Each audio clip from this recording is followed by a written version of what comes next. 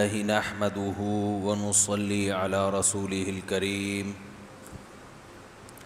أما بعد فأعوذ بالله من الشيطان الرجيم بسم الله الرحمن الرحيم أينما تكونوا يدرككم الموت ولو كنتم في بروج مشيدة وقال النبي صلى الله عليه وسلم الكيس من دان نفسه وعمل لما بعد الموت۔ قرآن مجید کی ایک آیت ہے جس پر کئی ہفتوں سے درس چل رہا ہے۔ اللہ تعالیٰ سے دعا ہے اللہ تعالیٰ صحیح طرح سے بات کہنے کی، سننے کی، سمجھنے کی اور عمل کی توفیق عطا فرمائے۔ اینما تکونوا یدرککم الموت، کہیں بھی چلے جاؤ تمہیں موت جا پکڑے گی۔ یہ اللہ نے ایک خبر دی ہے، جسے پشتو میں کہتے ہیں خبر اوری کنا، ایسے ہی کہتے ہیں نا مولوی صاحب، خبر سن رہے کہ نہیں سن رہا، خبر اوری کنا، ہمیں جو آواز سنائی دیتی ہے وہ یہی، جہاں بھی چلے جاؤ موت تمہیں پکڑ لے گی۔ یہ نیوز ہے۔ میں نے بتایا تھا کہ اللہ تعالیٰ جو خبریں ہمیں دیتے ہیں ان خبروں میں اصل میں کوئی آرڈر چھپا ہوا ہوتا ہے، ورنہ صرف جنرل نالج کے لیے قرآن خبر ہمیں نہیں دیتا، کیونکہ یہ قرآن کی توہین ہے۔ اخبار بہت سی ایسی خبریں ہمیں دیتا ہے جن میں کوئی آرڈر چھپا ہوا نہیں ہوتا، بلکہ غلط آرڈر چھپا ہوا ہوتا ہے۔ خودکشی کی خبریں شیئر کرنا، اس میں اچھا آرڈر ہوتا ہے۔ اخباروں میں خبر آتی ہے فلاں ایک صاحب نے تیزاب پھینک دیا ایک عورت کے اوپر،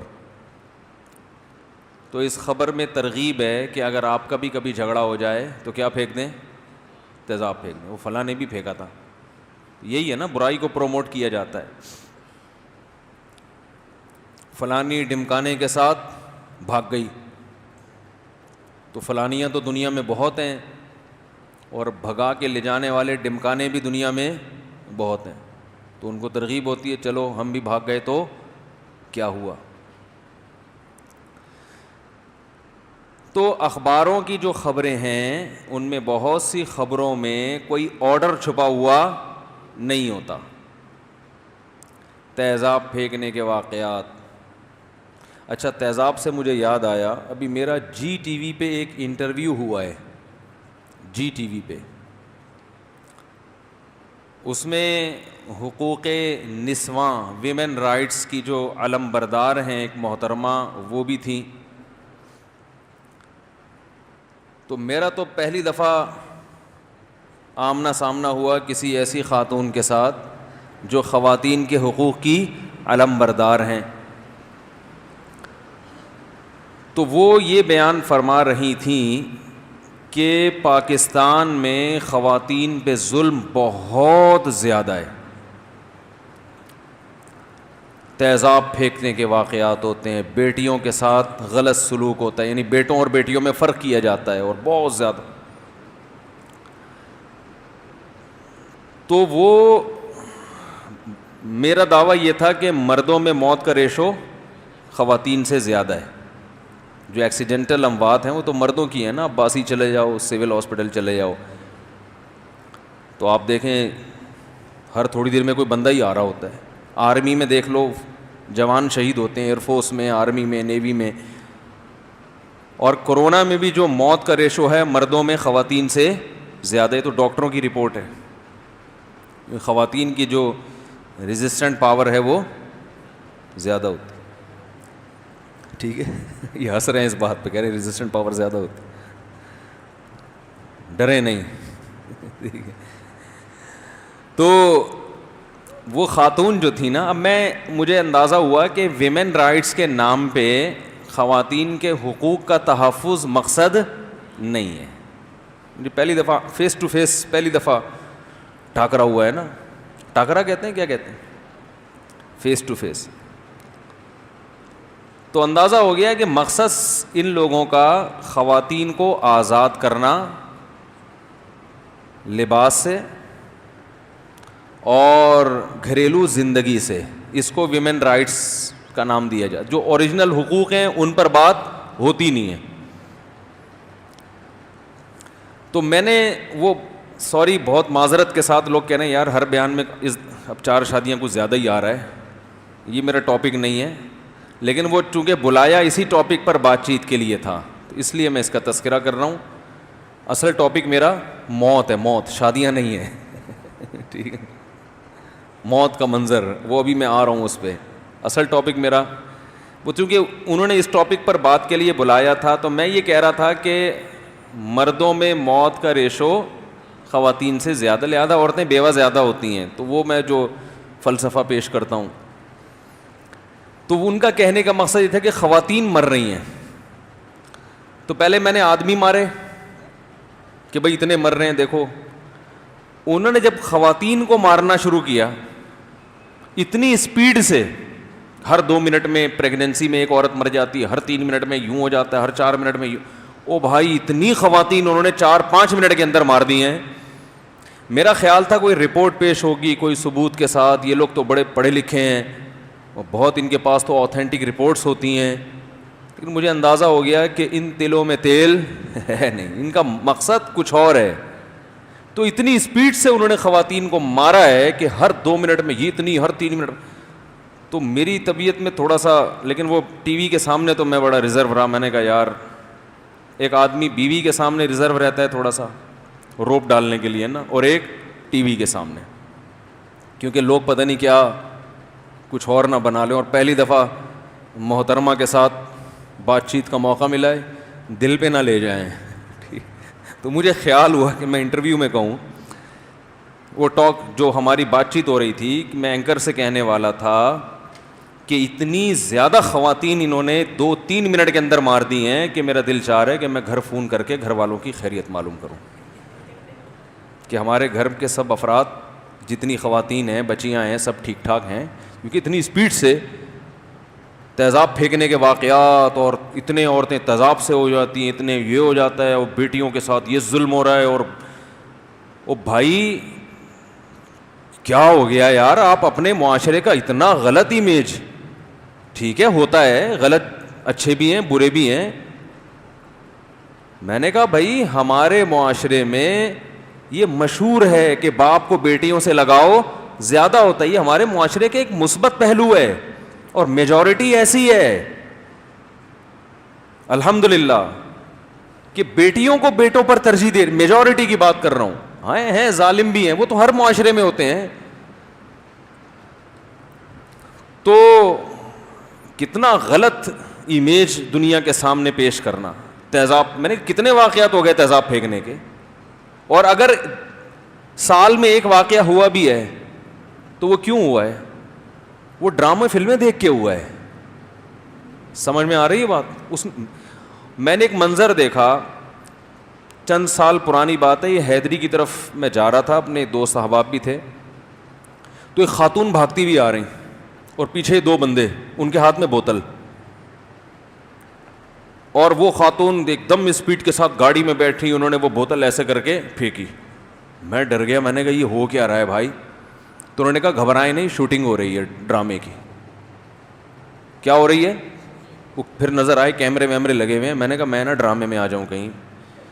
تو میں نے کہا یار یہ دیکھو, یہ کوئی دکھانے کی چیز ہے کہ ایک عورت بھاگ رہی ہے اور پیچھے اس کے 2 بندے تیزاب کی وہ تھی پانی کی بوتل, دکھایا تو یہ جا رہے ہیں نا تیزاب. تو معاشرے میں آپ کس چیز کو فروغ دے رہے ہو؟ جب کوئی جرم دیکھتا ہے انسان تو سیکھتا بھی ہے, لاشعوری طور پر اس کے ذہن میں اس جرم کی برائی کم ہوتی ہے. تو وہ محترمہ کہنے لگی اتنی منٹ میں پریگننسی میں اتنی, اور پریگننسی, میں نے کہا بچے پیدا کر کے آ رہی ہیں عورتیں, اتنے منٹ میں مر رہی ہیں, 2 کے بعد تو ویسے ہی نہیں ہو رہے آج کل ہے بھائی, اتنی مر رہی ہوتی تو آبادی تو گھٹنا شروع ہو جاتی. تو اتنی اسپیڈ سے خواتین کو مارنا شروع کیا اور اتنی اسپیڈ کے ساتھ مجھے اندازہ ہو گیا بھائی ان لوگوں کا مقصد گراؤنڈ ریئلٹی کو سامنے رکھ کر بات کرنا ان کا مقصد نہیں ہے. یقیناً عورت پہ ظلم ہوتا ہے لیکن مردوں پہ بھی ظلم اسی حساب سے ہوتا ہے. آپ کی بیگم کسی دن عدالت پہنچ جائے, پھر دیکھو لوہے کے چنے نہ چبوا دیے نا اس نے آپ کو, میرا نام بدل دینا آپ. ایسا تگنی کا ناچ نچائے گی آپ کو کہ زندگی بھر آپ عذاب میں مبتلا رہو گے. اور درجنوں مردوں کے کیسز آ رہے ہیں, بڑے پڑھے لکھے لوگ اور بڑی اونچی اونچی پوسٹوں پہ, اتنا زیادہ ویمن رائٹس کے نام پہ عورت کو حقوق دے دیے ہیں قانون نے کہ وہ جب چاہے مرد کو کی عزت کا بھی جنازہ نکال سکتی ہے اور اس کو عدالت میں گھسیٹ کے جو چاہے کر لے اس کے ساتھ.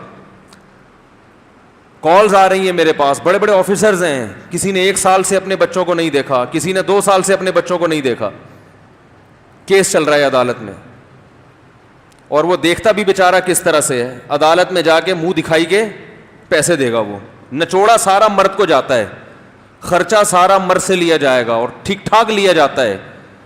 نہ مرد کی مرضی سے بچے اسکول جائیں گے, نہ ان کی شادیوں میں اس کا کوئی دخل. عورت اس اولاد کو باپ کے خلاف جتنا مرضی ورغلا لے, پورے رائٹ ہیں اس کو, کیونکہ رہتے کس کے پاس ہیں؟ ماں کے پاس.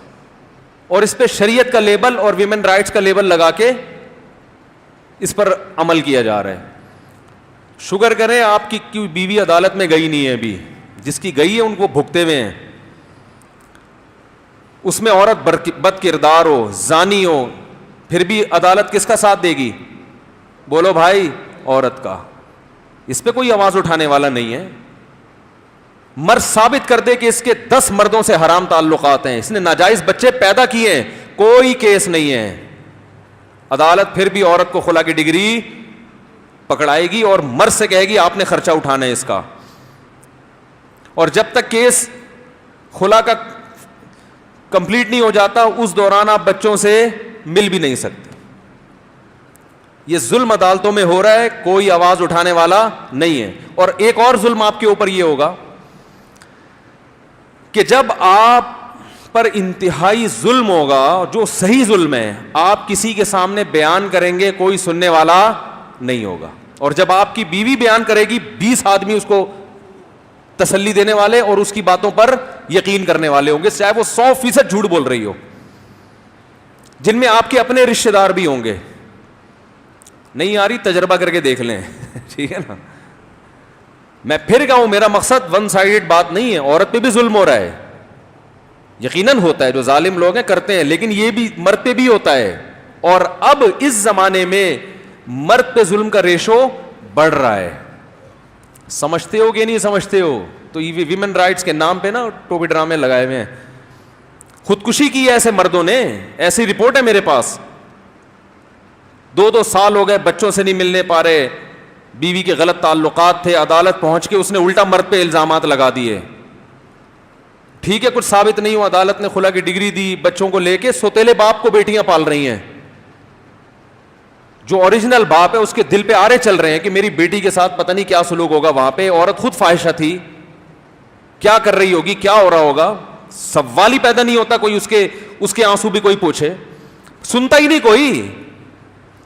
اور عورت 2 آنسو بہا کے جو چاہے کہانیاں گڑھ لے, سب سن رہے ہوتے ہیں اس کی, آپ کے اپنے دوست بھی اس کی سنیں گے. اور پھر مرد کو ایسے الزامات لگانے آتے نہیں ہیں. یہ اللہ نے مرد کی فطرت بنائی ہے. عام طور پہ, سب کی بات نہیں کر رہا, غلط ہی ہوتے ہیں, لیکن عام طور پہ خواتین جب الزام لگاتی ہیں تو ان کی بریکیں فیل, اور پھر روتی بھی ہیں, اور پتہ نہیں کیا کیا کس سے کہانیاں ہوتی ہیں. تو ہر طرح سے ظلم ہوتا ہے بھائی, ادھر بھی ہوتا ہے ادھر بھی ہوتا ہے. دونوں کے حقوق پر بات ہونی چاہیے نا, بیلنس ہونا چاہیے. کہاں سے کہاں بات چلی گئی. تو وہ اتنی اسپیڈ سے انہوں نے خواتین کو مارا ہے کہ پریگننسی میں اتنی مرضی. میں نے کہا پریگننسی ہوگا رہی ہے آج کل خواتین کو 2 بچوں سے زیادہ تو ہوتے نہیں ہیں, اور اتنی مر رہی ہیں. تو ایسے ہی پھینکے جاؤ. اور پھر وہ کہ جناب وہ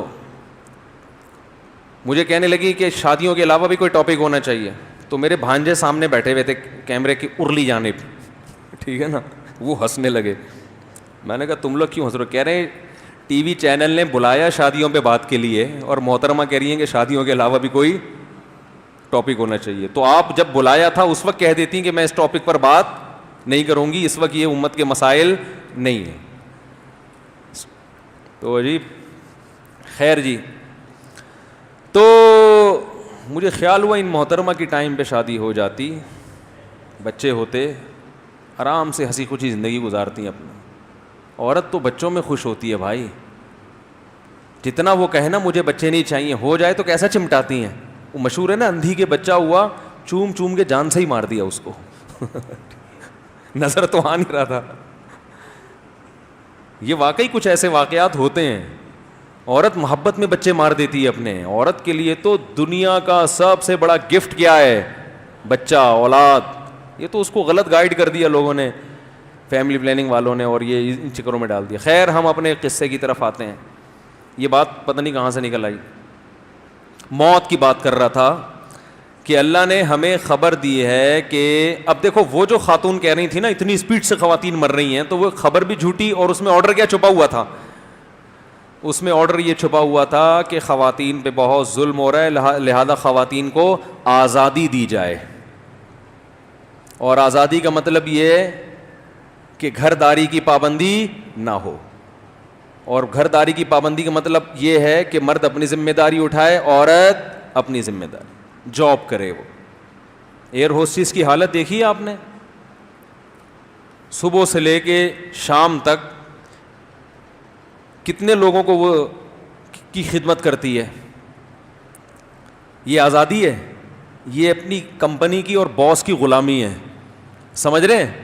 وہ اگر گھر میں رہ کے اپنے میاں اور اپنے بچوں کا خیال کر لے گی تو غلام ہے, اور کمپنی میں رہ کے باس کی خدمت کرے گی, یا وہ چائے سرو کر رہی ہے, کبھی کولڈ ڈرنک سرو کر, جہازوں میں دیکھا ہوگا, ڈائیووں میں, تو بسوں میں بھی اب خواتین آ گئی ہیں نا.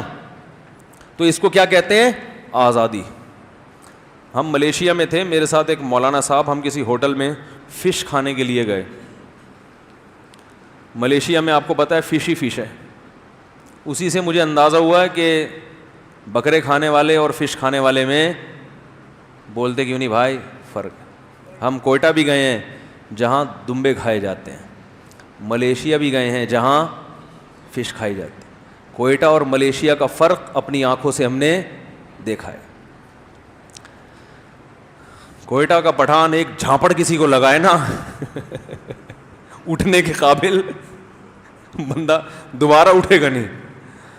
اور لیکن برما میں گیا, وہاں بھی یہی سی فوڈ وہ فوڈ بہت کھاتے ہیں. تو انہوں نے کہا مجھے بتایا کہ یہ پولیس والا جا رہا ہے, یہ ان کی آرمی ہے. میں نے کہا یار اس پولیس کو دیکھ کے اس پولیس کو گرفتار کرنے کا دل کر رہا ہے, اس پولیس کو گرفتار کرنے کا دل چاہ رہا ہے. اتنے بیچارے چھوٹے چھوٹے پدے سے دمبے کھایا. تو قربانی میں اللہ نے کتنا بڑا فضل کیا, ہمیں گائے کھلائی, ہمیں دمبا کھلایا. کھلاتا ہے نا اللہ, ہمارے مذہب کا حصہ ہے گوشت. مچھلی کی قربانی نہیں ہوتی, مرغی کی قربانی 100 مرغیاں قربان کر دو اللہ قبول نہیں کرے گا. اللہ کہہ رہے جانور کاٹو, جانور, یہ کوئی جانور ہے مرغے کاٹ رہے ہو اور مچھلیاں کھا رہے ہو, جانور. تو اللہ گویا جانور مانتے کس کو؟ دمبے سے شروع ہوتا ہے. سمجھتے ہو کہ نہیں سمجھتے؟ فش کھایا کرو, اس میں وہ ہوتے ہیں بہت کچھ وٹامن ٹائپ کی چیزیں ہوتی ہیں, لیکن جو چاہتے ہو نا کہ جھانپڑ میں دم پیدا ہو, کسی کو لگے تو جیسے موسیٰ علیہ السلام نے صرف لڑائی چھڑوانے کے لیے ایک جھانپڑ مارا تھا اور بندے کا انا للہ ہو گیا تھا. تو جھانپڑ میں اگر ایسی طاقت پیدا کرنا چاہتے ہو کہ آپ کی نیت مارنے کی نہ بھی ہو پھر بھی وہ مر جائے, جھانپڑ میں ایسی طاقت جب آئے گی جب آپ اونٹ کا گوشت کھاؤ گے, دمبے کا گوشت کھاؤ گے.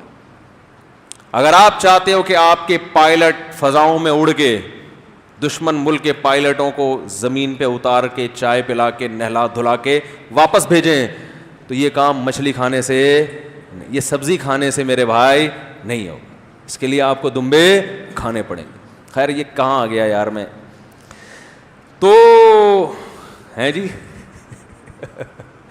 بھائی اللہ کا شکر کرو، اللہ نے دین فطرت دیا ہے ہمیں، اسلام. تو خیر وہ میں نے ملیشیا کا واقعہ سنا رہا تھا. ہم فش کھانی چاہیے، ایسا نہ ہو کہ فش چھوڑ دیں. تو ہم فش کھانے کے لیے گئے ملیشیا کے ایک ہوٹل میں. ایک مولانا صاحب بھی تھے ہمارے ساتھ، ہم دونوں گئے. ہم جہاں بیٹھے ہوئے تھے تو ہم نے دیکھا کہ ایک خاتون جو ہے ہوٹل میں ملازم ہیں، کک ہیں، وہ کیا بنا رہی ہیں؟ فش. اور قریب میں واکر میں ان کا بچہ روتا ہے تو اس کو بھی جھولے دے رہی ہیں، اور ہمارے لیے فش تیار ہو رہی ہے. میں نے کہا یہ دیکھو یہ آزادی ہے. یہ کیا ہے؟ سارا دن ہم جیسے سینکڑوں مردوں کو یہ فش بنا کے کھلا رہی ہے، اور ساتھ میں بچہ بھی پال رہی ہے. اس کو انہوں نے کیا نام دیا ہوا ہے؟ آزادی. میں نے کہا یار اللہ کا فضل ہے، ہماری مشرقی عورتیں کیسے عیش کر رہی ہیں بھائی. ساری ٹینشن کون اٹھا رہا ہے؟ آدمی.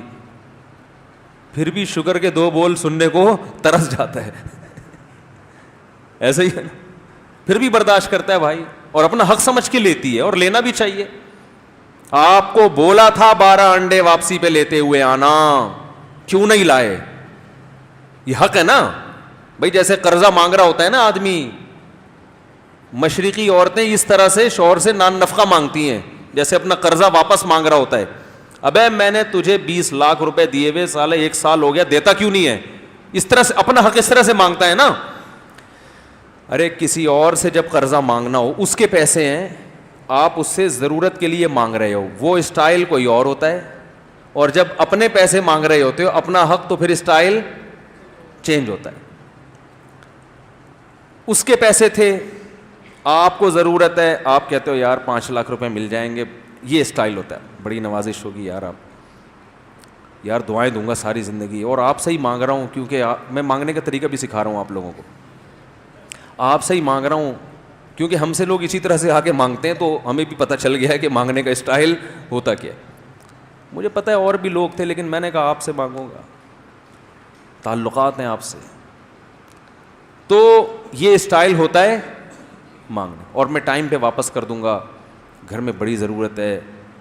اگر وہ انکار بھی کرتے تو غصہ نہیں ہوتا آدمی، ٹھیک ہے سر آپ کی مرضی، اللہ سے مانگیں گے، ٹھیک ہے آپ کی بھی ضرورتیں ہوں گی، کیا کہہ سکتے ہیں، ٹھیک ہے.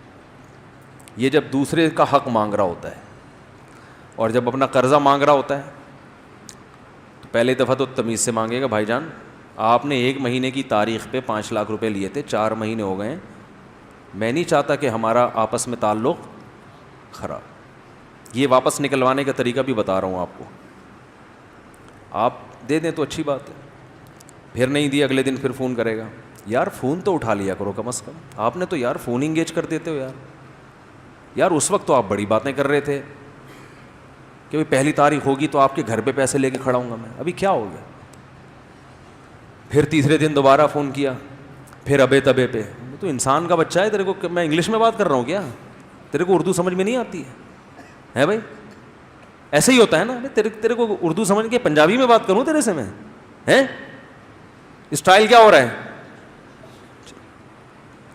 اور وہ کیا کر رہا ہوتا ہے؟ سر پلیز سر ہیں، اچھا میں دے رہا ہوں، اچھا آپ گھر پہنچیں گے نا انشاءاللہ آپ کی پیمنٹ پہنچ جائے گی، اچھا یوں ابھی میری بچی بیمار ہے، ابھی میری بیوی بیمار ہے، ابھی میری اماں کی طبیعت خراب ہے. سارے رشتہ دار مار دے گا وہ جتنے اسپیڈ کے ساتھ وہ خاتون جو ہے نا حقوق نسواں والی عورتیں نہیں مار رہی تھیں، آپ اپنے پورے خاندان کے افراد کو بیمار کر دو گے اس سے زیادہ اسپیڈ کے ساتھ.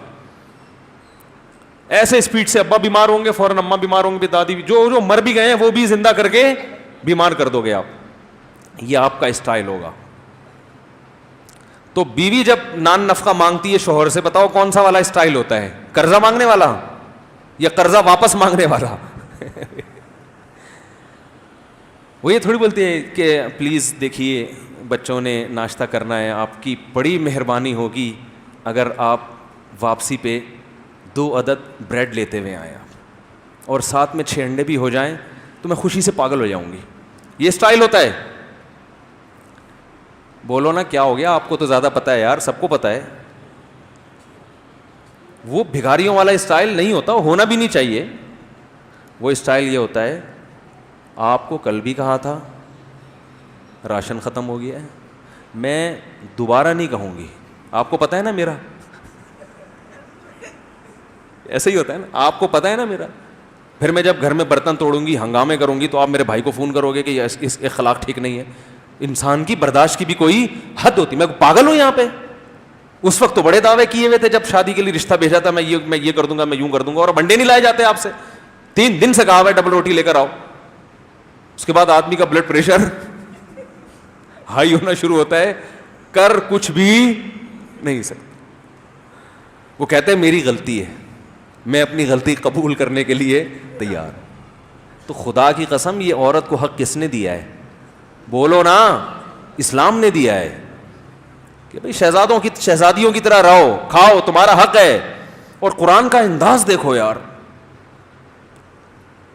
قرآن نے جب ڈیورس ہو جائے نا, طلاق ہو جائے, تو قرآن, میں پہلے سوچتا تھا کہ یار قرآن نے یہ کیوں کہا ہے کہ لا تخرجوہن من بیوتہن, طلاق کے فوراً بعد عورت کو گھر سے نہ نکالو. یہ قرآن کی عدت آپ کے گھر میں گزارے گی, خرچہ کون اٹھائے گا؟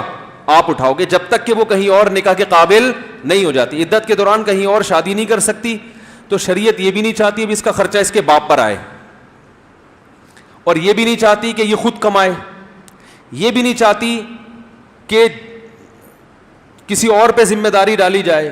تو اسلام کہتا ہے کہ اب جب عدت پوری ہوگی تو اس کو نکاح کی اجازت ہوگی, اس سے پہلے یہ کہیں اور نکاح کر نہیں سکتی. تو لہذا جس نے ڈیورس دی ہے, عدت کے دوران بھی سارا خرچہ طلاق دینے والے کے کندھوں پر ہے. حالانکہ آپ کہہ سکتے ہو جب میں نے ڈیورس دے دی میرا تعلق ختم ہو گیا, اسلام کہتا ہے ختم ہو گیا, مگر جب تک کہیں اور یہ نکاح کے قابل نہیں ہے, عدت پوری نہیں ہوتی, خرچہ آپ نے اٹھانا ہے اور رہائش بھی آپ نے دینی ہے. تو باپ مجھے بتاؤ کہ ڈیورس کے بعد, طلاق کے بعد عورت جب آپ کے گھر رہے گی, اور طلاق بھی ہو چکی ہے اور گھر بھی آپ کا ذاتی ہے, ڈاکومنٹس آپ کے نام ہے, سب کچھ, تو وہ آپ بیوی کا گھر ہے یا آپ کا گھر ہے؟ بولو نا بھائی, آپ کا گھر ہے نا. تو قرآن یوں کہتا کہ طلاق کے بعد ان عورتوں کو اپنے گھر سے نہ نکالو, یوں ہونا چاہیے تھا نا, لیکن ایسا نہیں ہے. قرآن نے کہا لا تخرجوہن من بیوتہن, ان عورتوں کو ان کے گھروں سے, بولو بھائی, نہ نہیں. اللہ نے شوہر کے گھر کو کی نسبت کس کی طرف کر دی؟ عورت کی طرف, کیونکہ مرد یہ احسان جتلا سکتا ہے کہ تیرے باپ کا گھر نہیں ہے, یہ تجھے جہیز میں نہیں ملا, نکل یہاں سے. اللہ نے کہا یہ اس کے باپ کا گھر ہے. جب تک وہ تیری بیوی ہے اور جب تک اس کی عدت پوری نہیں ہوتی, یہ اسی کا گھر ہے. نہیں آ رہی بات؟ یہ کس کا گھر ہے؟ اس کا. لہذا تو احسان نہیں کر رہا اس کو گھر میں رکھ کے, احسان نہیں کر رہا. اللہ نسبت کس کی طرف کر رہے ہیں؟ عورت کی طرف. ٹھیک ہے, مالکانہ حقوق تیرے ہیں, لیکن جب تک یہ تیری وائف ہے, تیری بیوی ہے, تو یہ گھر کس کا ہے؟ اس کا گھر ہے. بلکہ اس کا لقب گھر والی پڑ گیا ہے. عربی میں اہل بیت گھر والی, اور اردو میں گھر والی. تو کتنی بڑی حق دیا یار اسلام نے, ہے بھائی, کہ وہ اپنے لیے رینٹ کی کہاں سے بندوبست کرے گی. تو ساری ذمہ داریاں اس کے کندھوں پہ ڈالی جا رہی ہیں. اس کو ذمہ داریوں سے کیا کیا جا رہا ہے؟ آزاد. جب خواتین میں جاب کا ریشو بڑھے گا تو مرد اپاہج ہوں گے کہ نہیں ہوں گے؟ مجھے ایک بات بتاؤ. وہ تو پیڑے کھانے کے کیا ہو جائیں گے؟ آدھی. وہ بولیں گے بھائی تم جاب کرتی ہو, تمہیں تو کمپنی نے گھر دیا, نکلو پتلی گلی سے, جاؤ وہاں جا کے رہو. مزے کس کے آ رہے ہیں؟ مردوں کے مزے. نام لیبل عورت کی آزادی کا لگایا جا رہا ہے, آزاد اصل میں مرد ہو رہا ہے. ہر قسم کی ٹینشن سے مرد کو کیا کیا جا رہا ہے؟ آزاد. اس کا کام ہے عورت سے صرف سیکشول ریلیشن قائم کرنا, مزے اڑانا, اس کے بعد اس کا راستہ الگ, عورت کا راستہ الگ, بس. انٹرٹینمنٹ کی چیز بن گئی ہے وہ. تو یہ بنا دیا ان لوگوں نے, اور بنا رہے ہیں, اور اس پہ منٹ کے بعد پتہ نہیں رپورٹیں غلط, اتنی عورتیں مر رہی, اتنے تیزاب کے واقعات, اتنے فلانا, اتنے یہ, تو کیا تماشا بنا دیا. تو اٹھا کر پھینک دو باہر گلی میں, نئی تہذیب کے انڈے ہیں. بولو بھائی, شعر تو یاد کر لو یار, اتنی دفعہ سنا ہے. اٹھا کر پھینک دو باہر گلی میں, نئی تہذیب کے انڈے ہیں گندے. گندے انڈے فریج میں رکھے جاتے ہیں. تو یہ جو نئی تہذیب کے انڈے آ رہے ہیں نا ہماری مارکیٹ میں, یہ جو کلچر آ رہا ہے نئی تہذیب کا, عورت کی آزادی آزادی آزادی, یہ گندے انڈے ہیں, فریج میں اور گھر میں رکھنے کے قابل نہیں ہیں. اس سے اچھے تو فارمی انڈے ہیں, بے شک دیسی نہ ہو, گندے تو نہ ہو. تو بات یہ چل رہی تھی, وہ مجھے مچھلی پہ ایک اور چیز یاد آئی تھی. وہ چٹکلا ہے, اس کا بیان سے قطعاً کوئی تعلق نہیں ہے, لیکن بڑا مزے کا چٹکلا ہے. تو کسی نے مجھے ایک تحریر بھیجی کل کہ چائنا میں دوسری شادی کا رواج کیوں نہیں ہے. کسی چائنیز سے پوچھا, اس نے کہا ہماری دوسری اور پہلی والی کی شکل بالکل ایک جیسی ہوتی ہے, ہمیں دوسری کرنے کا فائدہ. بولو بھائی, ہے نہیں صحیح ہے بھائی, جب دوسری کی شکل بھی وہی ہوگی جو پہلی کی ہے تو کیا فائدہ ٹینشن لینے کا. ایسے ہی ہے نا, سارے ایک ہی جیسے. ہمارے ایک استاذ حج کرنے گئے تو وہاں انہوں نے دیکھا انڈونیشین تھے, پتہ نہیں چائنیز تھے, وہ سبھی ایک ہی شکل کے. تو وہ بوڑھے تھے تو انہوں نے کہا یار یہ سب کیا ایک ہی ماں باپ کی اولاد ہے, ایک ہی والدین کے اتنے سارے بچے ہیں کیا. بر صغیر میں جو انڈیا پاکستان ہے نا, اس میں اللہ نے بڑی رونق رکھی ہے. مختلف قوموں کا یہ ایک ملٹیپل کلچرل جو ہے نا یہاں پہ پروموٹ ہوا ہے, ملٹیپل کلچر, مختلف قومیں, مختلف شکلیں, کتنی کھڑی ناکیں ہیں بھائی, خاندانی ناکیں ہیں. یہ ناکیں آپ کو مارکیٹ میں نہیں ملیں گی. قد تھائی لینڈ میں ہم جب تھے تو ہم جب بھی 4-5 آدمی لفٹ میں آتے, وہ لفٹ میں سائرن بجنا شروع, اوور لوڈ. ہم نے کہا لکھا ہوا ہے کہ اس میں 5 آدمی سوار ہو سکتے ہیں, ہم تو 4 ہیں. تو پھر کسی نے بتایا کہ یہ ان لوگ کے 5 آدمی ہیں, پنجاب کے پی کے اور پاکستان کے 5 مراد نہیں ہیں, یہ ان کے حساب سے 5. ہم نے کہا اچھی بات ہے یار, یہ تو پھر ہماری غلطی ہے. تو یہ بھی دمبے کھانے کا بولو بھائی نتیجہ ہے. گائے, دمبے, اونٹ یہ کھاؤ گے تو پھر اللہ تعالیٰ لفٹ میں جو ہے نا 2 آدمی کافی ہو جائیں گے. تو بات یہ چل رہی تھی کہ اللہ نے قرآن مجید میں ارشاد فرمایا اینما تکونوا یدرککم الموت. بھائی یہ گھڑی صحیح نہیں ہے اور میرے ہاتھ میں بھی گھڑی نہیں ہے, تو مجھے کچھ ٹائم کا پتہ نہیں چل رہا ہے. ایک گھڑی یہاں پر رکھ دیں, یہ تو بار بار چیک کرنا پڑے گا نا, یوں کر کے رکھ دیں, مجھے ٹائم کا پتہ چلے. نہیں وہ پھر بات کو سمیٹنا, یہ سامنے رکھ دیں تاکہ میں دیکھتا رہوں. داغا دیکھا ہاتھ میں تھک جائے گا, ہاتھ آپ نیچے رکھ دیں نا. ہاں اب صحیح ہو گیا. تو اللہ تعالیٰ نے جو ہمیں خبر دی ہے کہ تم جہاں بھی ہوگے موت تمہیں پکڑ لے گی, اس خبر میں ایک آرڈر چھپا ہوا ہے اور وہ آرڈر غلط نہیں. اچھا میں یوٹیوب پہ نا بیان کے نیچے کمنٹس بھی پڑھتا ہوں لوگوں کے. عموماً میں نے پچھلے ہفتے بیان کیا تھا نا کہ ہر وقت مرنے کے لیے تیار رہو, اور یہ ہر وقت سوچو اگر میں ابھی مر گیا تو کیا ہوگا. کوئی میرے مرنے کے بعد کوئی جھگڑا تو نہیں کھڑا ہو جائے گا, کوئی ایسے میں نے کوئی فائلیں ہوں پلاٹ کی, مکان کی, جن میں کوئی میرے گھر والے کنفیوز ہو جائیں, یا ان کو پتہ ہی نہ ہو کہ ہے بھی یا نہیں ہے, اسٹیٹ ایجنٹ ہی کھا گیا وہ فائلیں ہیں بھائی, اس کو پتہ چلا جی وہ بندہ جس نے پلاٹ خریدا تھا وہ تو مر گیا, اب اس کو کیا پتہ کسی کو. تو آپ کے بچوں کا حق بھی ضائع ہو سکتا ہے, آپ نے کسی کا حق لیا ہوا ہے, مر گئے تو وہ اس کا حق ضائع ہو سکتا ہے. تو ہر وقت اس کے لیے تیار رہو کہ اگر میں ابھی مر گیا تو کیا ہوگا. وصیت نامہ لکھو, اور یہ حدیث میں بھی ہے. عبداللہ ابن عمر رضی اللہ تعالی عنہ فرماتے ہیں کہ رسول اللہ صلی اللہ علیہ وسلم نے ارشاد فرمایا, صحیح بخاری کی حدیث ہے, کہ کسی مسلمان, حدیث کا مفہوم ہے کہ کسی مسلمان کے لیے جائز نہیں ہے کہ اس کا کوئی لین دین ہو اور وہ اس کو 3 دن تک نہ لکھے. 3 دن مہلت دی ہے کہ چلو کوئی بھول بھی جاتا ہے انسان, یا یہ کہ کوئی ایسا سفر میں ہے, راستے میں لکھے. پہلے زمانے میں تو لکھنے کے لیے نا قلم اور کاغذ بڑی مشکل سے ملتا تھا. اب تو میں سمجھتا ہوں وہ 3 دن کا عذر بھی ختم ہو گیا. اب تو ہر آدمی کے پاس ڈائری ہے, موبائل میں سیو کر لیتے ہیں لوگ چیزیں.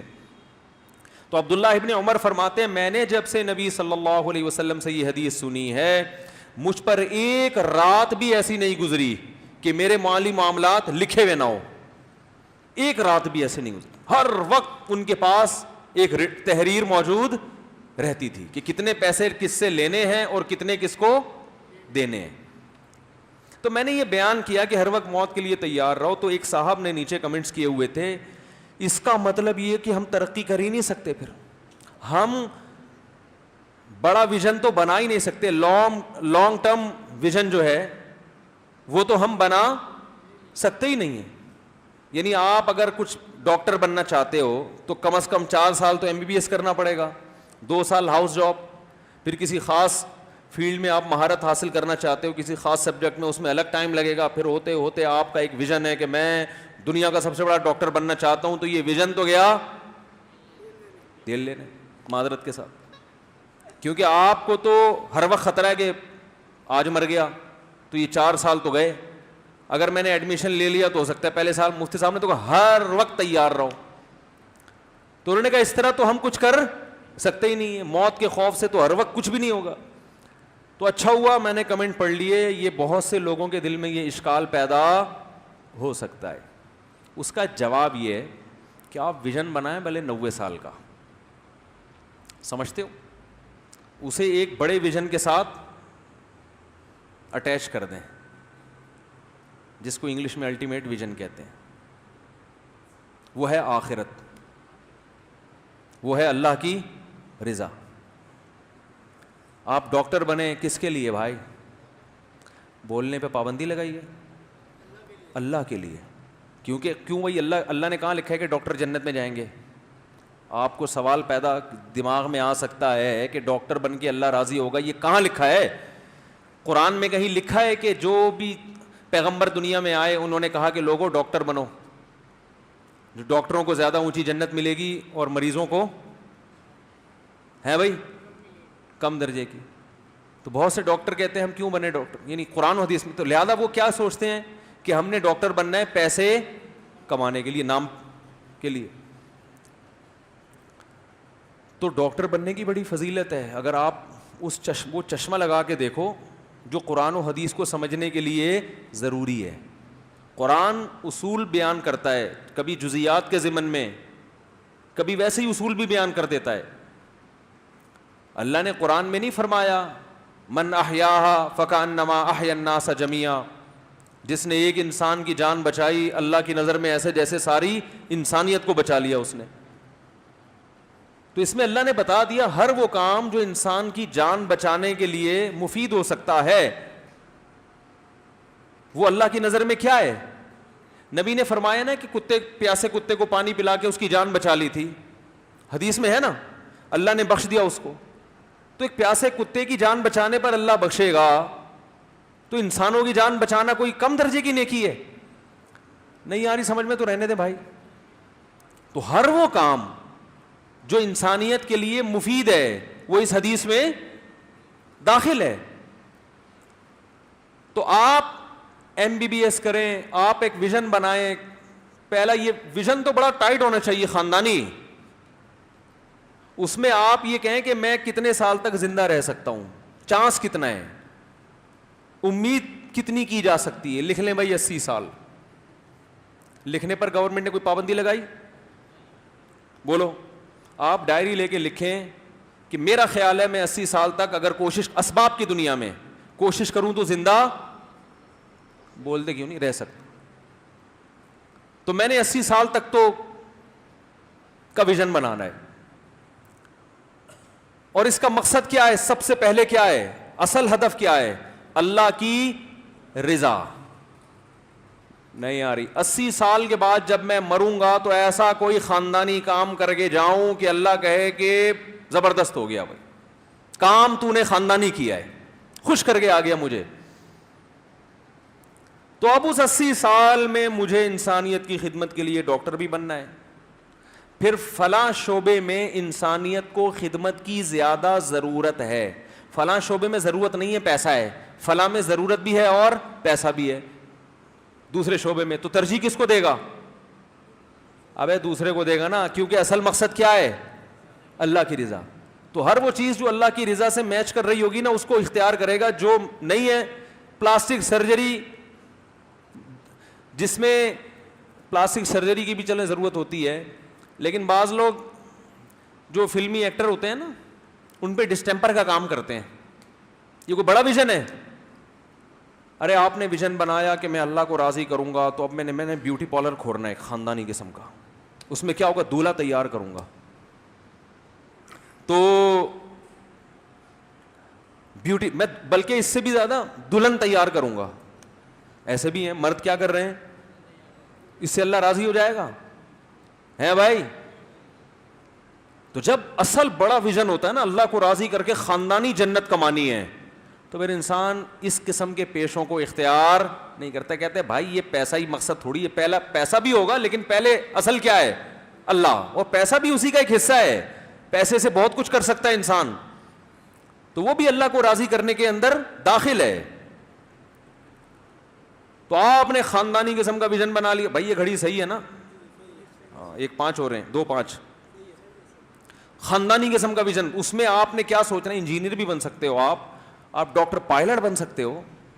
بولو یار میں بھی ابھی نندن کو اتاروں گا، وہ بڑا خاندانی کام ہو گیا تھا یار، وہ چائے پلا کے بھیجا ہے، وہ مزہ آ گیا، ہٹو بچوں ہو گیا، پوری قوم کا سر فخر سے بلند ہو گیا، اللہ بھی راضی، مخلوق بھی راضی. کیا خیال ہے بھائی؟ وہ ہے نا شاعر نے کیا کہا ہے، اعز مقام فی الدنا سرج سابح خیر جلیس فی الزمان کتابو. شاعر نے کہا ہے یہ جو آج کل لڑکے دلہنوں کو تیار کر رہے ہیں، مجھے تو پہلے یقین نہیں آ رہا تھا، مجھے پچھلے ہفتے پتہ چلا کہ مردوں نے بیوٹی پارلر کھولے ہوئے ہیں، لڑکیوں کو خود اپنے مبارک ہاتھوں سے تیار کرتے ہیں.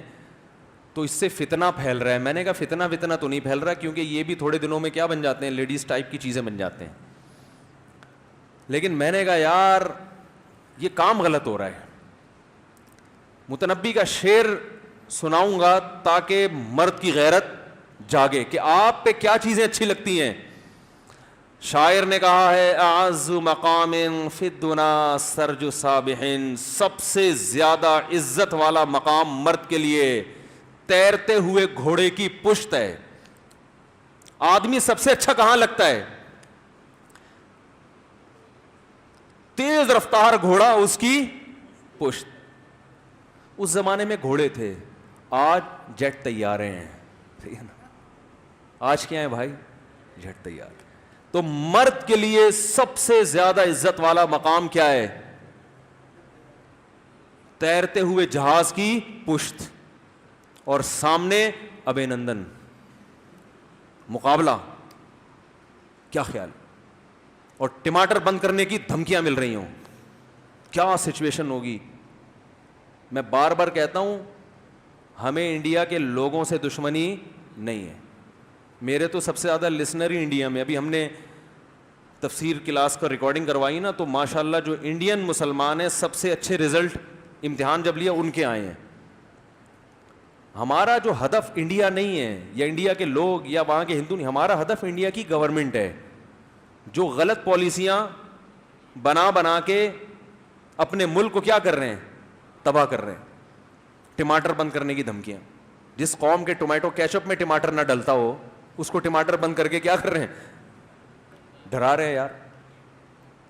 تو سب سے زیادہ پہلے بچے کیا کرتے تھے، ہمیں بھی یاد ہے پی ایف بیس مسرور میں وہ جو ایک وہ پاک فضائیہ کے جو ہے نا وہ جہازوں کی نمائش ہوتی تھی 6 ستمبر کو 7 ستمبر کو، تو ہم بھی جایا کرتے تھے. تو ہمیں بھی دل چاہتا تھا کیا بنے، پائلٹ بنے. ہم نے وہ بچپن میں پائلٹ کی وہ جہازوں میں بیٹھ کے تصویریں کھنچوائیں. یہ بچوں کے شوق ہوا کرتے تھے. بچوں کے شوق بھی کیا ہو رہے ہیں، چینج. ہائے اللہ ہوئی اللہ والے بنتے چلے جا رہے ہیں. اور ان کا بھی ظاہر ہے جب یہ بیوٹی پارلر دیکھیں گے کہ دلہن کو وہ کر رہا ہے تو اس کا بھی یہی دل کرے گا ابو میں بڑے ہو کر کیا کروں گا، ہیں بیوٹی پارلر کھولوں گا. فطرتی کا بیڑا غرق کر دیا کہ نہیں کر دیا. تو متنبی کہتا ہے اعز مقام فی الدنا سرج سابح، سب سے بہتر مقام مرد کے لیے کیا ہے، تیرتے ہوئے گھوڑے کی پشت. وخیر جلیس فی الزمان کتاب، بہترین ہم نشیں کتاب ہے. آج گرل فرینڈ بن چکی ہے بہترین ہم نشیں، ہر وقت گھسا رہے گا. شادیوں میں بھی جاتے ہیں تو لیڈیز ڈپارٹمنٹ میں گھسنے کی کوشش کر رہے ہوتے ہیں. گھٹیا حرکت. سب سے بہترین ہم نشیں کیا ہے، اور جس کو کتاب کا چسکا لگ جائے وہ کبھی بور نہیں ہوتا. اچھا لگتا ہے نا آدمی بیٹھا ہوا ہے بھائی, چشمہ کبھی یوں کر رہا ہے کبھی یوں کر رہا ہے, اچھا لگتا ہے کہ نہیں لگتا ہے؟ لیکن آج کل لوگوں کو قائد اعظم کے مزار پہ بیٹھے ہوئے جوڑے اچھے لگ رہے ہیں. وہ ادھر ڈیٹ مار رہا ہے, اس کے ساتھ منہ کالا کر رہا ہے, وہ اس کو آسمان کے تارے توڑ لاؤں گا, میں یہ کر دوں گا. ابے بھائی تو آدمی ہے, اللہ کے بندے, تو پاجامہ نہیں ہے. آدمی بن. جب تو آدمی بنے گا یہ عورتیں خود تیرے پیچھے بھاگیں گی. تجھے آسمان سے تارے توڑنے کی اور ان ڈائلاگ کی ضرورت, عورت تو چاہتی آدمی چاہیے مجھے. یہ تو خود کم بخت زنانے میں گھسا رہتا ہے ہر وقت خود. وہ میں ایک آرمی کے آفیسر ہیں لاہور میں, ایتھلیٹ ہیں نا, بڑی ایکسرسائز کرتے ہیں وہ, میری بڑی گپ شپ ہے. میں ان سے ملنے کے لیے گیا تو وہ اپنی ڈیوٹی پر تھے, بڑے ہینڈسم ماشاءاللہ, بڑی فٹ فاٹ. تو ایک جلدی سے ایک لڑکی بھاگتی ہوئی آئی, ان کے ساتھ کھڑے ہو کر سیلفی لے کے بھاگ گئے. مجھے کہنے لگے یار یہ زبردستی کی سیلفی لے لی, اب میری گھر والی نے اگر تصویر دیکھ لی کہیں فیس بک پہ تو میری شامت آئے گی. کہہ رہے یار یہ ہمارے ساتھ بڑی پرابلم ہے. ٹھیک ہے, میں نے ان سے مزاح کیا, اللہ کی قسم یہ مزاح ہی ہے, اس کو سیریس نہ لینا. میں نے کہا آپ کے ساتھ پرابلم بھی بڑی اچھی اچھی ہوتی ہیں, آپ لوگوں کے ساتھ پرابلم بھی کیا ہوتی ہیں, بڑی اچھی اچھی پرابلمس ہو رہی ہیں جو آج کل اچھی ہیں نہیں. یہ لوگ تماشا بنا لیتے ہیں, مولوی صاحب کیسے بھی, یہ مذاق کو بھائی مذاق سمجھا کرو. بتانا پڑتا ہے مذاق کر کے کہ میں مذاق کر رہا ہوں. اندازہ لگاؤ یار مینٹل اپروچ کہاں تک چلی گئی ہے. تو میں نے ان سے مذاق کیا, میں نے کہا بڑی خاندانی قسم کی پرابلمس, سب نوجوان چاہتے ہیں کہ ہم سب کے ساتھ یہ پرابلم ہو. ٹھیک. تو تیرتے ہوئے گھوڑے کی جو پشت ہے نا, اور فائٹر طیارے کا کیا کہتے ہیں اس کو یار, کاکپٹ جو ہے نا فائٹر طیارے کا, یہ مرد کے لیے سب سے عزت والا مقام ہے. اور شاعر نے کہا مکرن مفرن مقبلن مدبرن معن کجلمود صخر حتى السیل من علو, یا من علی بھی ہے ایک, کہ کیا خاندانی بات کی. کہہ رہا ہے میرا جو گھوڑا ہے نا جس پہ بیٹھ کے میں لڑتا ہوں, مکرن مفرن, پلٹتا ہے ایسے جیسے نہیں, ایسے گھوم جاتا ہے دوڑتا ہوا. سس گھوڑا تو پتہ دوڑتا نہیں ہے, دوڑتا ہے تو مڑتا نہیں ہے نا. کہہ رہا ہے کہ ایسا اسپیڈ میں دوڑتا ہے اور ایسے پلٹتا ہے. مفرن, اسپیڈ بہت تیز ہے. مقبلن مدبرن مان, سامنے بھی حملہ اور پیچھے پلٹنا, یہ دونوں کام ایک ٹائم پہ کرتا ہے. یعنی ٹائم نہیں لیتا اس میں, ایک ہی ٹائم پہ سامنے بھی حملہ کرے گا اور پیچھے پلٹ کے گھومے گا بھی. آگے کہتا ہے کجلمود صخرن, کیا اسٹائل ہے بھائی شاعر کا. پہلی کی شاعری بھی بڑی خاندانی تھی. کہہ رہے جیسے چٹان کے اوپر کوئی بہت بڑا پہاڑ جب لڑکتا ہے نا, کیا خوفناک منظر, ایسے ہی میرے گھوڑے کا حملہ ہوتا ہے دشمن کے اوپر. جیسے چٹان کے اوپر سے ایک خوفناک پتھر لڑکتا ہوا آ رہا ہے جس کو سیلابی پانی نے دھکیل دیا ہو, اسے کسی کا باپ بھی روک سکتا ہے. تو یہ اسٹائل ہوا کرتے تھے آدمیوں کے. اب کس پہ فخر کر رہے ہیں, میرا بیوٹی پارلر ہے بھائی, میں نے روزانہ اتنی دلہنیں کیا کرتا ہوں میں, تیار ہو. اور وہی اسٹائل مردوں کے, آپ بال دیکھ لیں, ان کے فیشن دیکھ لیں, کپڑے دیکھ لیں, بھائی پتہ نہیں کیا کر رہے ہو یار تم. تو وہ اچھی چیزیں نہیں ہیں. یہ بات کہاں سے کہاں چلی گئی یار, جلدی سے بار بار سمیٹ کے واپس آ رہا ہوں میں.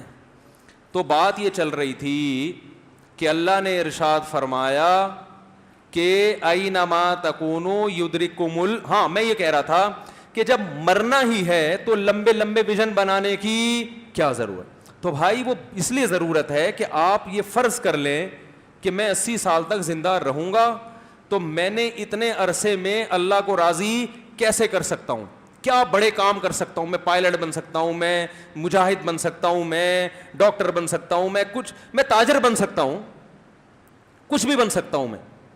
اس کے لیے ابھی سے تیاری شروع کر دیں. تو اس میں پہلا فائدہ ہوگا, کوئی ایسا پیشہ اختیار نہیں کریں گے جس میں اللہ کی رضا نہ ہو, کیونکہ آپ کا اصل ہدف کیا ہے, اللہ کو راضی کرنا. آپ بڑے سے بڑا ویژن بنانے کی کوشش کرو گے. دوسرا, پھر آپ یہ بھی کوشش کرو گے کہ 80 سال تک میں زندہ رہوں بھی, لہذا ہر وہ کام جو میری موت کا سبب بن سکتا ہے ان کاموں سے کیا کرنا ہے, اجتناب. کیونکہ صرف نیت کافی نہیں ہے, اس کے لیے عمل بھی ضروری. آپ صبح ایکسرسائز بھی کرو گے, آپ خوراک پہ بھی توجہ دو گے کہ بھائی یہ 6 4 8 8 پراٹھے جو میں کھا رہا ہوں یہ میرے ویژن سے میچ کرتے ہیں بھائی.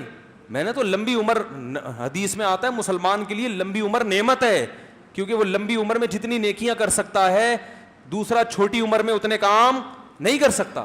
تو پھر آپ زندہ رہنے کی کوشش, صحت مند رہنے کی بھی کوشش کرو گے, کیونکہ نبی نے فرمایا طاقتور مومن اللہ کو کمزور مومن سے زیادہ, بولو نا یار, محبوب ہے, کیونکہ طاقتور زیادہ کام کر سکتا ہے.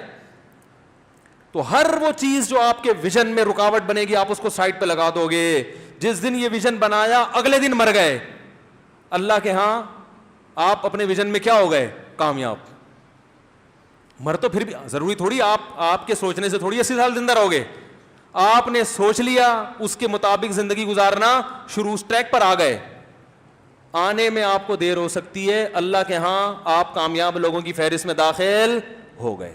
نبی نے تو فرمایا کہ ایک شخص کے پاس دولت ہے, وہ دن رات خیر کے کاموں میں خرچ کرتا ہے, دوسرے کے پاس نہیں ہے لیکن وہ یہ نیت کرتا ہے کہ میرے پاس بھی ہوتی تو میں بھی ایسے خیر کے کاموں میں خرچ کرتا. آپ صلی اللہ علیہ وسلم نے فرمایا فہما فی الاجر سواء, اجر میں دونوں برابر, وہ فری پھوکڑ میں مل گیا اس کو اجر. اس لیے مسلمان کے لیے ناکامی نہیں ہے کہ اتنا لمبا ویژن بنایا تھا, کل کوئی ٹرک والا تھوڑی کسی کے ویژن دیکھتا ہے. ابے بھائی ٹرک اڈے سے جو بڑے بڑے کیا کہتے ہیں اس کو, ٹرالر جو نکلتے ہیں بڑے بڑے, وہ اتنے لمبے لمبے کنٹینر, وہ تھوڑی دیکھتے ہیں 80 سال کا ویژن بنا کے یہ بندہ بائک پہ جا رہا ہے اور اس کے ابھی بڑے بڑے پلان ہیں اور یہ ابھی ڈاکٹر بنے گا پھر انسان, وہ تو اسٹیکر بنا کے نکل جائے گا. اس کے پہیے کے نیچے کہیں اللہ نہ کرے کوئی بندہ آ گیا تو جنازہ بھی نہیں ملتا. پھر گھر والے ساری زندگی تلاشی کرتے رہتے وہ بندہ گیا کہاں, اتنے بڑے بڑے ٹائر ہوتے ہیں آپ کو پتہ ہے. تو اس لیے آپ نے نیت پہ اجر ملے گا نا, انما الاعمال بالنیات, حدیث میں آتا ہے عمل کا مدار نیت پر, وانما لامرئ ما نوى, جس چیز کی نیت کرو گے وہ ملے گا تمہیں. اور اگر آپ کا ارادہ ہوا کہ میں ایکٹر بنوں گا, میں گلوکار بنوں گا, میں سنگر بنوں گا, میں یہ بنوں گا, نہیں بنے مر گئے, تو اللہ کے ہاں شمار کس میں ہوگا؟ اللہ کہے گا گلوکاروں کے ساتھ ہی تمہارا حشر ہوگا. سمجھتے ہو کہ نہیں؟ آپ نے کہا میں جناب ہیروئن ایکسپورٹ کروں گا بڑا ہو کر, میں ڈرگز مافیا کا کیا بنوں گا, سردار بنوں گا میں, تو بھی ایک پڑیا بھی دائیں سے بائیں نہیں کی اور مر گئے, تو اللہ آپ کو کن چرسیوں کے ساتھ ہی بٹھائے گا قیامت کے دن. تو وہ وہاں جا کے بیٹھ, آرام سے بھائی آرام سے بیٹھا, اللہ کہے گا وہاں جا کے بیٹھ جا. سمجھ رہے؟ تو اس لیے موت کا مطلب یہ نہیں ہے کہ آپ سب واقعی ابھی مر جائیں گے لہذا کچھ کرنے کی ضرورت نہیں ہے. تیار ہر وقت رہنا ہے, ویژن بڑے بڑے بنانے ہیں, کیونکہ بڑے ویژن بنا کے اگر آپ اس تک نہیں بھی پہنچے تو اللہ کی نظر میں, کیونکہ اصل مقصد جب اللہ کی رضا ہے تو ہمیں کیا کرنا ہے بھائی, ہمیں آم کھانے سے مطلب ہے, پیڑ گرنے سے مطلب ہے ہی نہیں, ہمیں تو آم کھانے سے مطلب ہے کہ بھائی جب اللہ ثواب دے رہے ہے تو کل تک زندہ رہیں نہ رہیں, اس تک پہنچے نہیں پہنچے ہمیں کیا کرنا ہے. وہ ہمارے حضرت ایک واقعہ سناتے تھے نا, تیمم کروایا ایک صاحب کو, نماز پڑھا, انہوں نے کہا میرا تو دل نہیں لگ رہا تیمم سے, وہ جو وضو میں مزہ آتا ہے. حضرت نے فرمایا کہ آپ کو اللہ کی رضا مقصد نہیں, جب اللہ تیمم میں نماز قبول کر رہا ہے تو آپ کو اللہ کو راضی کرنا ہے یا اپنی خواہشات کو پورا کرنا ہے. تو اس لیے تیار 24 گھنٹے ہر وقت, آج بھی مر سکتا ہوں, کل بھی مر سکتا ہوں, پرسوں بھی مر سکتا ہوں, ٹھیک ہے نا. ہاں اب لمبے لمبے جو پروجیکٹ آپ گھر بنا رہے ہیں, یہ کر رہے ہیں, یہ اگر اس ویژن سے میچ کر رہے ہیں پھر تو ٹھیک ہے, ٹھیک ہے نا. اور اگر اس سے میچ نہیں کر رہے تو بھائی ہر وہ چیز جو ہمیں آخرت تک پہنچنے میں رکاوٹ بنے ہم نے اس کو سائڈ سے ہٹا دینا. پھر اگر آپ اس نیت سے ڈاکٹر بنو گے نا تو پھر آپ پیشنٹ کو دوا جو لکھ کے دو گے اس کمپنی کی دوا لکھ کے دو گے کہ جو کمپنی سستے میں دوا دے رہی ہے. آپ یہ نہیں کرو گے کہ یہی فارمولا فلاں کمپنی کا ہے, یہ فلاں, لیکن فلاں کمپنی کی طرف سے مجھے چونکہ پچھلے ہفتے گفٹ بہت زیادہ ملے ہیں تو میں انہی کی دوا نسخے پہ لکھ کے دوں گا. پھر آپ یہ کام کیونکہ ڈاکٹر بننے سے آپ کا مقصد اصل کیا تھا؟ اللہ کی رضا. تو یہ چیز اللہ کی رضا میں رکاوٹ بن رہی کہ نہیں بن رہی؟ بولو نا بھائی, بن رہی ہے. اللہ کہے گا کہ تو نے جو مریضوں کے ساتھ تو نے خدمت کے لیے کلینک کھولی ہے, ٹھیک ہے پیسہ آپ کا حق بنتا ہے, خدمت کے ساتھ پیسہ بھی کمایا جا سکتا ہے, اس میں کوئی حرج نہیں ہے, لیکن بیوقوف تو نہیں بنایا جا سکتا نا خدمت کے ساتھ. وہ تو آپ پر اعتماد کر کے آیا ہے, آپ نے رپورٹ لکھ کے ٹیسٹ لکھ کے دیا وہ فلاں لیبارٹری سے کرواؤ, پیشنٹ سمجھ رہا ہے فلاں کا رزلٹ بہت اچھا ہے اس لیے ڈاکٹر صاحب نے, حالانکہ آپ کا کھانچا وہاں کھلا ہوا ہے اس لیے لکھ کے دیا ہے. تو یہ چیز اس ویژن تک پہنچنے میں کیا بن رہی ہے؟ رکاوٹ. اس کو سائڈ پہ لگا دو گے آپ. اور عجیب بات آپ کو بتاؤں کہ جو آدمی عزت والے طریقے سے پیسے کماتا ہے نا, اس کے پاس پیسہ بھی زیادہ آتا ہے, عزت بھی آتی ہے. جو گھٹیا طریقے سے کماتا ہے, وقتی طور پر کھینچتا ہے, پیسے سے بھی جاتا ہے اور عزت تو ویسے ہی ختم ہو ہی جاتی ہے. میں نے بڑے بڑے عزت دار لوگ دیکھے ہیں, واقعی بڑی عزت ہے, کبھی گھٹیا طریقے سے 5 روپے بھی ہتھیانے کی کوشش نہیں کی, تو دولت بھی ان کے قدموں میں آ کے گری ہے, دولت بھی ان کے پاس آئی ہے. اللہ تعالی ہمیں سمجھنے کی, عمل کرنے کی توفیق عطا فرمائے. تو اب یہ اشکال کا جواب سمجھ میں آ گیا کہ جب ہر وقت ہی مرنا ہے تو پھر تو شادی کا پلان بھی نہیں بنانا چاہیے نا. بھائی مر گئے اگر پہلی رات میں سے پہلے ہی تو بیوی بیوہ ہو جائے گی, کیا خیال ہے؟ دلہن کہے گی میں مر گئی تو میرا میاں کیا ہو جائے گا؟ تو یہ تو پھر تو کچھ بھی نہیں ہو سکتا. بھائی یہی سوچو انشاءاللہ نہیں مریں گے, لیکن ذہنی طور پہ تیار رہو کہ مر گئے تو ہوگا کیا. گھبرا گئے آپ لوگ مجھے لگ رہا ہے. اللہ تعالیٰ سمجھنے کی عمل کرنے کی توفیق عطا فرمائے. سائل مسئلہ ہی بتا رہے ہیں یہاں پہ, اور کیا کر رہے ہیں. اچھا بھائی, ایک تو بیان میں پتہ نہیں کیا بات آئی تھی, دماغ سے نکل گئی. خیر, مفتی صاحب آپ نے اپنے پچھلے بیان میں کہا تھا کہ میزان بینک اور اسلامک بینک دونوں میں سیونگ اکاؤنٹ کھلوانا بھی جائز ہے, یہ کس طرح جائز ہے تفصیل کے ساتھ بتا دیں. بہت تفصیل کے ساتھ کئی دفعہ بتا چکا ہوں. اس لیے جائز ہے کہ بینک آپ سے سودی ایگریمنٹ نہیں کرتا. بینک 2 قسم کے ایگریمنٹ کرتا ہے, یا تو مشارکہ یا مضاربہ, شرکت کی بیس پہ یا مضاربت کی بیس پہ. شرکت میں یہ ہوتا ہے کہ دونوں کی انویسٹمنٹ ہوتی ہے, ٹھیک ہے, جو پروفٹ ہو ایک خاص پرسنٹیج کے حساب سے ڈیوائڈ کر لیا جاتا ہے. مضاربت میں یہ ہوتا ہے کہ انویسٹمنٹ آپ کی ہے اور بینک ایک مضارب کے طور پر ہے. پیسہ آپ کا ہوگا, محنت کون کرے گا؟ بینک. اس پیسے سے آگے بزنس کرے گا, اس بزنس میں جو پروفٹ ہوگا اس میں چند % بینک خود رکھے گا, باقی سارا آپ کو دے دے گا. اس پر لوگوں کو اشکال ہوتا ہے کہ ہمیں تو ہر مہینے ایک متعین اماؤنٹ مل رہا ہے, تو اس میں کوئی حرج نہیں ہے کہ حساب سال کے آخر میں کیا جائے اور ہر مہینے ایک متعین اماؤنٹ دے دیا جائے, اور وہ متعین اماؤنٹ کائبور سے اس کو لاحق کر دیتے ہیں. کراچی انٹر بینک آفر کیا ہے, وہ ہر بینک کا کوئی ریٹ ہوتا ہے نا, بینکوں کا جو سود کا ریٹ ہوتا ہے, تو وہ سود نہیں, لیکن وہ پرسنٹیج اتنی لگاتے ہیں کہ آپ کو اتنا ہی جائز پروفٹ ملے جتنا بینکوں کو سود مل رہا ہے, جس کو کائبور کہتے ہیں. کس کا مخفف ہے اس وقت ذہن میں نہیں آ رہا. تو اس لیے لوگوں کو دھوکا ہوتا ہے کہ پتہ نہیں یہ سودی کاروبار ہو رہا ہے, تو سود ہی نہیں ہے. اچھا بھائی, دوسری بات, مفتی صاحب کیا میں آپ کی ویڈیو اپنے چینل پہ شیئر کر سکتا ہوں؟ محمد کامران. یار یہ سوال بہت زیادہ لوگ مجھ سے پوچھ رہے ہیں, اس ہفتے کچھ زیادہ ہی ہو گیا ہے. کچھ لوگوں نے کمپلینس کی ہیں کہ ہم جب آپ کی ویڈیو استعمال کرتے ہیں تو کمپلین آنا, یعنی وہ اسٹرائک آنا شروع ہو گئی ہے. میں نے جب ایڈمن سے رابطہ کیا, انہوں نے کہا کہ ایسی کوئی بات نہیں ہے, کیونکہ میں نہیں چاہتا کہ ہم لوگوں کو اسٹرائک دے دے کے بند کریں, بلکہ ہم یہ چاہتے ہیں کہ دین کی بات ہے, زیادہ سے زیادہ لوگ اس کو پھیلائیں. تو جتنے پہلے تو ہم نے محدود چینلوں کو اجازت دی تھی, ایک آدھی چینل تھا, اب تو ہم نے جب سب کو اجازت دے دی تو لوگ چیخ رہے ہیں.